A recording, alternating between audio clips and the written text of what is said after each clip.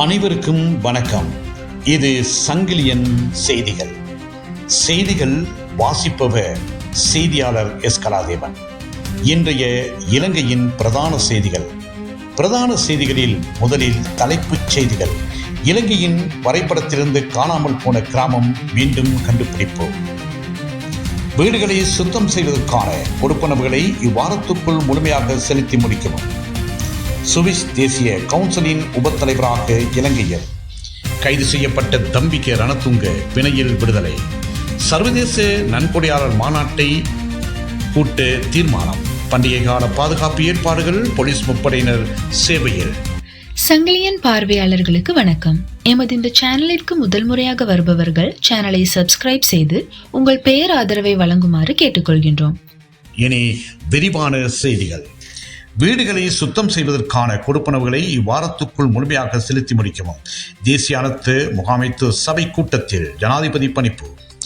இயற்கை அனர்த்தங்களினால் வெள்ளத்தால் பாதிக்கப்பட்ட வீடுகளை சுத்தம் செய்வதற்காக அரசாங்கம் வழங்கும் 25,000 ரூபாய் கொடுப்பனவுகளை இந்த வாரத்துக்குள் பூர்ணமாக செலுத்தி முடிக்குமாறு ஜனாதிபதி அனுரகுமார திசாநாயக்க சம்பந்தப்பட்ட அதிகாரிகளுக்கு அறிவுறுத்தி உள்ளார்.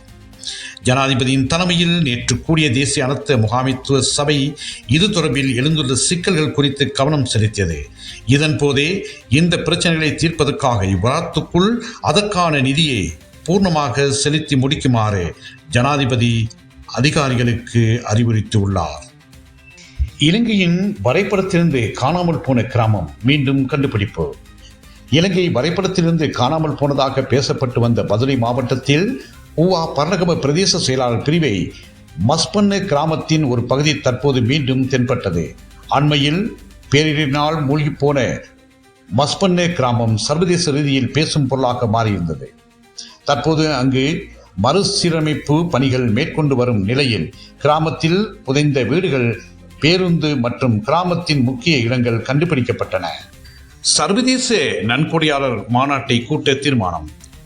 பேரிடரை தொடர்ந்து நாட்டை மீண்டும் கட்டியெழுப்பதற்கான உதவி பெறுவதற்காக சர்வதேச நன்கொடையாளர் மாநாட்டை கூட்டுவதற்கு அரசாங்கம் திட்டமிட்டுள்ளதாக வெளியுறவு அமைச்சர் விஜித ஹேரத் தெரிவித்துள்ளார். கைது செய்யப்பட்ட தம்பிக்க ரணதுங்க பிணையில் விடுதலை. முன்னாள் அமைச்சர் அர்ஜுன ரணதுங்கவும் கைதாகலாம். கைது செய்யப்பட்டு கொழும்பு பிரதம மஜிஸ்திரேட் நீதிமன்றத்தில் ஆஜர் செய்யப்பட்ட பெட்ரோலிய கூட்டுத்தாபனத்தின் முன்னாள் தலைவர் தம்பிக்க ரணதுங்க பிணதியில் விடுதலை செய்யப்பட்டார். லஞ்ச ஊழல் விசாரணை ஆணைக்குழு அதிகாரிகள் நேற்று காலை இவரை கைது செய்தனர். சுவிஸ் தேசிய கவுன்சிலின் உப தலைவராக இலங்கையர். சுவிட்சர்லாந்து தேசிய கவுன்சிலின் 2வது உப தலைவராக இலங்கையை பிறப்பிடமாக கொண்ட பாரா ரூமி தெரிவாகியுள்ளார். சுவிட்சர்லாந்து பெடரல் பாராளுமன்றத்தில் இத்தகைய உயர் பதவிக்கு தெரிவு செய்யப்பட்டிருக்கும் முதலாவது இலங்கையர் இவர் என்பது குறிப்பிட்ட. பண்டிகை கால பாதுகாப்பு ஏற்பாடுகள். போலீசார் முப்படையினர் சேவையில்.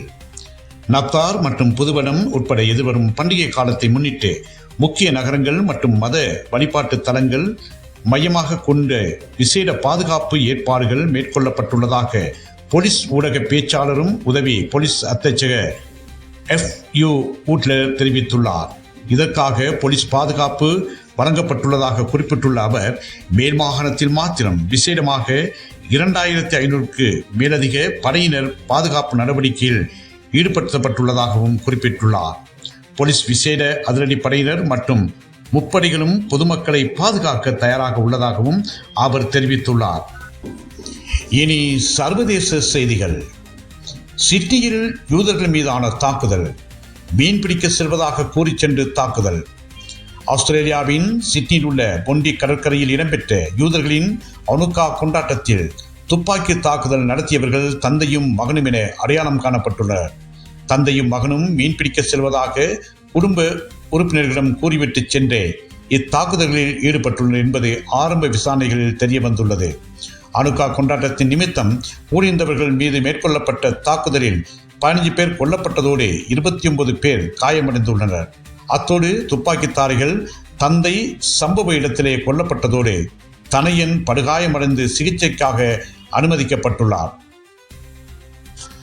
காசா சர்வதேச படையில் பங்கேற்க அமெரிக்கா 70 நாடுகளுக்கு அழுத்தம். போர் நிறுத்த மீறல்களுடன் இந்த முயற்சிகளில் இழுபறி. அமெரிக்க ஜனாதிபதி டொனால்ட் ட்ரம்பின் அனுமதி திட்டத்தின் ஓர் அங்கமாக காசாவில் சுமார் 10,000 சர்வதேச படைகளை நிலைநிறுத்துவதற்கு அமெரிக்க இராஜாங்க திணைக்களம் முயன்று வருவதாக செய்திகள் வெளியாகியுள்ளது. இந்த சர்வதேச படையில் இணைவதற்கு சுமார் 70 நாடுகளுக்கு அமெரிக்கா அழைப்பு விடுத்த போதும் இதுவரை குறைந்த அளவே வெற்றி கிடைத்திருப்பதாக வால் ஸ்ட்ரீட் ஜர்னல் பத்திரிகைக்கு அமெரிக்க அதிகாரி ஒருவர் குறிப்பிட்டுள்ளார். இத்துடன் சங்கிலியனின் பிரதான செய்திகள் யாவும் நிறைவு பெறுகின்றன. மீண்டும் ஒரு பிரதான செய்தியின் ஊடாக சந்திக்கும் வரை அன்பு வணக்கம்.